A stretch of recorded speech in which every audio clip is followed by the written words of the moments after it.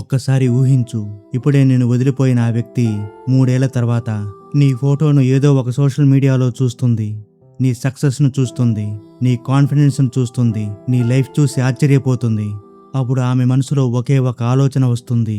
నేను వదిలేసింది ఒక మనిషిని కాదు, ఒక భవిష్యత్తును. ఈరోజు ఇప్పుడు నా ప్రశ్న ఏమిటంటే, ఆ రోజు నిజంగా రావాలని కోరుకుంటున్నావా? లేక ఇంకా నువ్వు ఆ గడిచిపోయిన గతాన్నే తలుచుకుని ఏడుస్తూ కూర్చుని ఉంటావా? బ్రేకప్ తర్వాత మనుషులు 2 విధాలుగా మారుతారు. ఒకరు వారినే తలుచుకుంటూ బాధల్లో మునిగిపోయేవారు. ఇంకొకరు అదే బాధను ఉపయోగించి తమ జీవితాన్ని మళ్ళీ నిర్మించుకునేవారు. ఈరోజు నీ గుండె పగిలి ముక్కలై ఉండవచ్చు. భరించరాని దుఃఖం నీ మనసును చిదిమేస్తూ ఉండి ఉండవచ్చు. కానీ ఈ వీడియో ముగిసేలోపు నీ మనసులో కొత్త అగ్ని వెలగాలి. ఇప్పుడు నువ్వు అనుభవిస్తున్న ఆ బాధ ఆ అగ్నికి ఒక సమిధలాగా మారాలి. ఓ మై డియర్ ఫ్రెండ్, ఈరోజు నేను నీ మనసుతో మాట్లాడుతున్నాను. ఈరోజు నువ్వు సమాజం కోసం ఒక నకిలీ చిరునవ్వు చిందిస్తూ ఉండవచ్చు. నీ మనసు అనుభవిస్తున్న ఆ బాధ కేవలం నీకు మాత్రమే అర్థమవుతుంది. ఇప్పుడు ఈ వీడియో చూస్తున్న నువ్వు రాత్రులు అందరూ నిద్రపోయాక ఒంటరిగా కూర్చొని ఆమె ఫోటో చూస్తూ ఏడుస్తూ ఉన్నావా? ఆమె చివరిసారిగా నీకు పంపిన మెసేజ్ను మళ్ళీ మళ్ళీ చదువుకుంటూ ఉన్నావా? ఆమె టేక్ కేర్ అని చెప్పిన మాటలో కూడా ప్రేమను వెతికావా? ఆమె ఆన్లైన్లోకి వస్తే నీ గుండె వేగంగా కొట్టుకుంటుందా? ఆమె ఆఫ్లైన్ అయితే నీ ప్రపంచమే ఖాళీగా అనిపిస్తుందా? ఆమె కోసం నీ సమయాన్నిచ్చావు, నీ డబ్బును ధారపోశావు. కానీ ఈరోజు అకారణంగా నిన్ను వదిలిపెట్టి వెళ్ళిపోయింది. పైగా తప్పంతా నువ్వే చేసినట్లు మాట్లాడుతుంది. ఆమె వెళ్ళిపోయింది, నిన్ను ఒంటరిగా వదిలేసింది. ఈ రోజున పగిలిపోయింది నీ గుండె మాత్రమే కాదు, నువ్వు ఇంతవరకు కన్న కలలు కూడా పగిలి ముక్కలయ్యాయి. కానీ విను, ఈరోజు నేను నీకు ఒక నిజాన్ని చెప్పబోతున్నాను.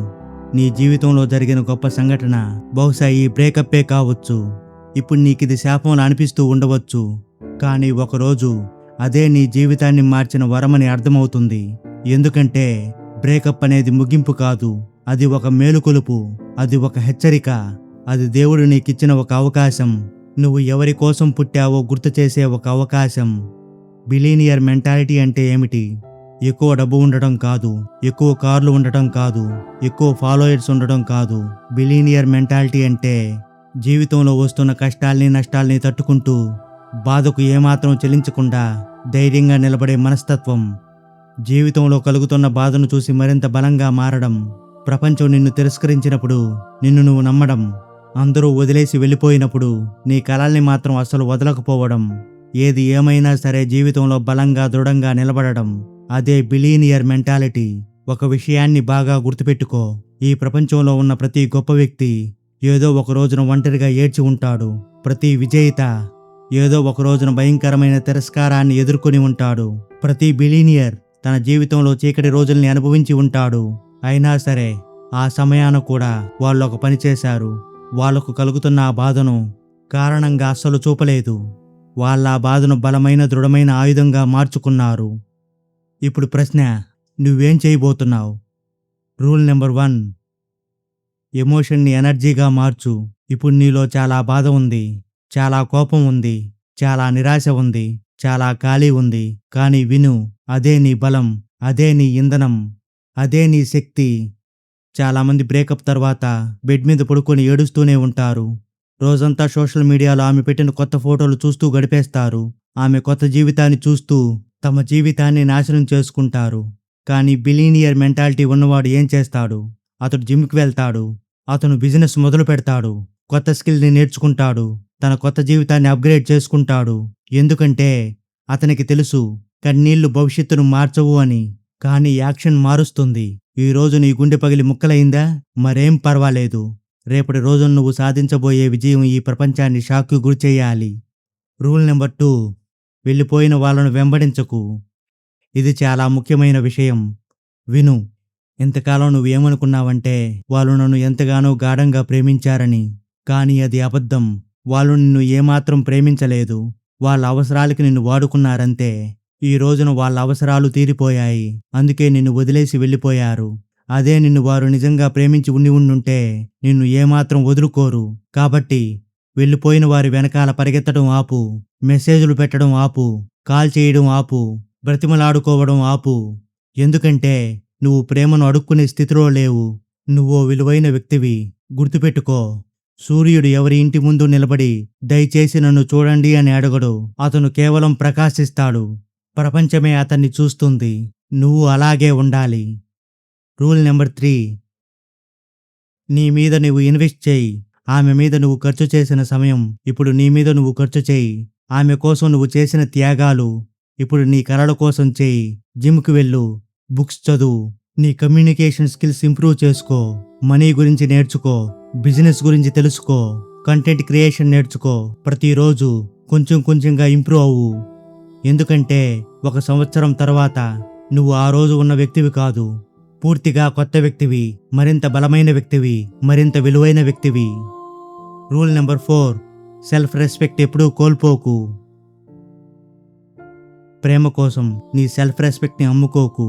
ఎవరైనా నిన్ను వదిలేసి వెళ్ళిపోయారంటే దాని అర్థం నీ విలువ తగ్గిపోయింది అని కాదు.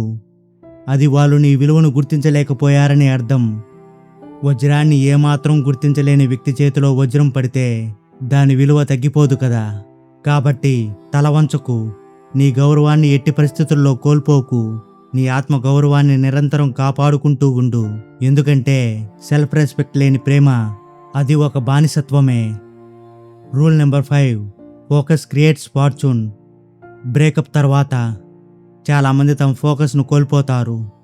కానీ విజేతలు ఫోకస్ను సంపాదిస్తారు. ప్రతి ఉదయం లేవగానే ఒక ప్రశ్న అడుగు. నేను ఈరోజు లక్ష్యానికి దగ్గరయ్యానా? అంతే. రోజులు మారుతాయి, నెలలు మారుతాయి, సంవత్సరాలు మారుతాయి. ఒక రోజున నీ జీవితం కూడా మారిపోతుంది. ఓ మై డియర్ ఫ్రెండ్, నువ్వు ఈ బ్రేకప్ను గుర్తు చేసుకుని సరదాగా నవ్వుకుంటావు.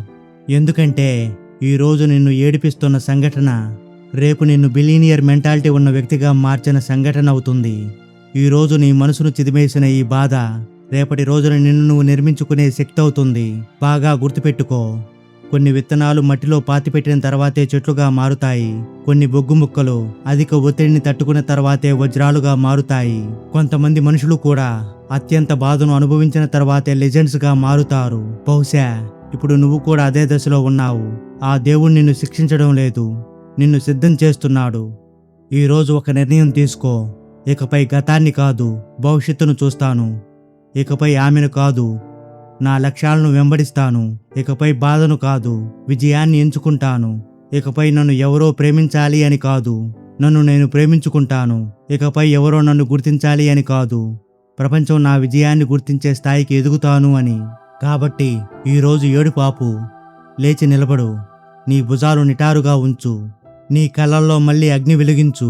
నీ జీవితానికి కొత్త చాప్టర్ని మొదలుపెట్టు. ఒకరోజు నిన్ను వదిలి వెళ్ళిపోయిన వాళ్ళు నీ సక్సెస్ స్టోరీ చూస్తారు, నీ ట్రాన్స్ఫర్మేషన్ చూస్తారు, నీ కాన్ఫిడెన్స్ చూస్తారు, నీ వెల్త్ చూస్తారు, నీ హ్యాపీనెస్ చూస్తారు. కానీ అప్పటికి నీకు వాళ్ళ అవసరం ఉండదు. ఎందుకంటే నువ్వు కేవలం మూవ్ ఆన్ కాలేదు, నువ్వు రీబోర్న్ అయ్యావు.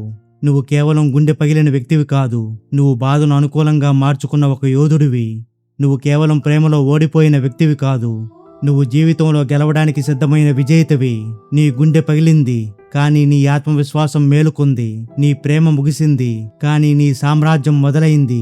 నీ రిలేషన్షిప్ ముగిసింది, కానీ నీ లెజెండ్ ప్రారంభమైంది.